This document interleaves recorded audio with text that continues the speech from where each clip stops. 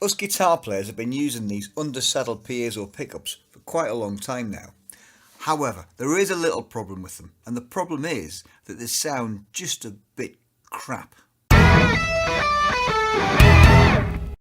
Amplifying an acoustic guitar at any kind of decent volume to play it live can be a problem. Well, electric guitar players have been using impulse responses to recreate the sound of a mic'd guitar cabinet.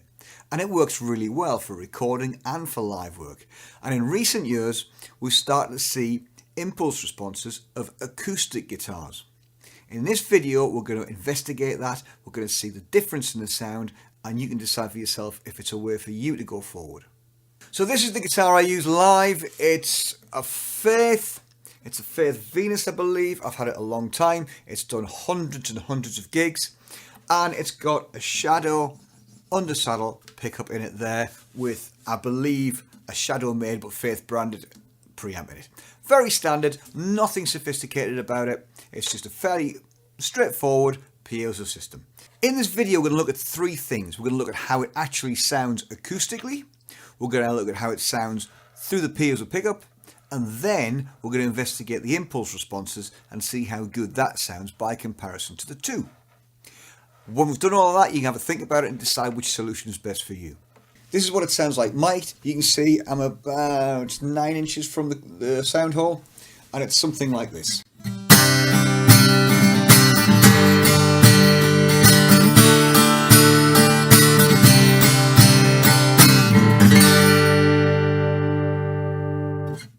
Here's exactly the same clip, but this time you're listening to it through the piezo pickup.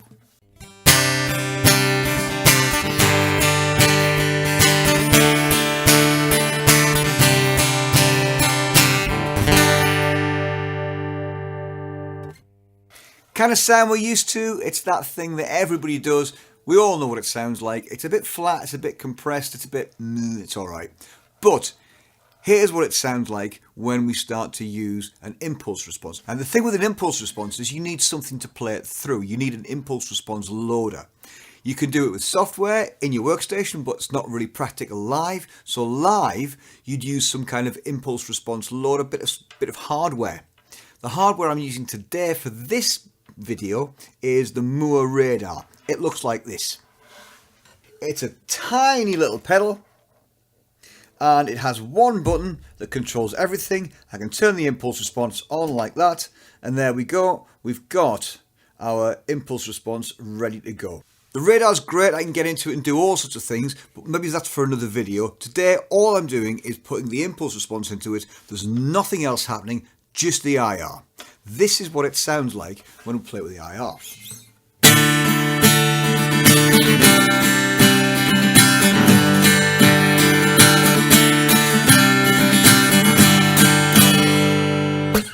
Okay, so that's how it would sound live. So instead of just the piezo pickup going through the front of house, you can have that impulse response sound going through the front of house instead. It responds the same as your guitar does, it behaves the same.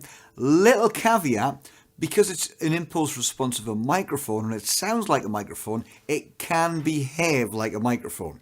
So if your volume is cranked a little bit too much, then it can start to feed back. However, if you're doing all this digitally and you've got something like the Radar or another impulse response loader, what you'll find is that you'll be able to actually put a cut into the EQ section. Now on my guitar, it tends to be that C note there, which is around about 130 to 128 Hertz on my EQ. So what I do is I put a very narrow filter on, I cut that out, I take it down by about 12 decibels, and it makes a big difference to the feedback. I would love to hear your thoughts. What do you think of the sound of those impulse responses?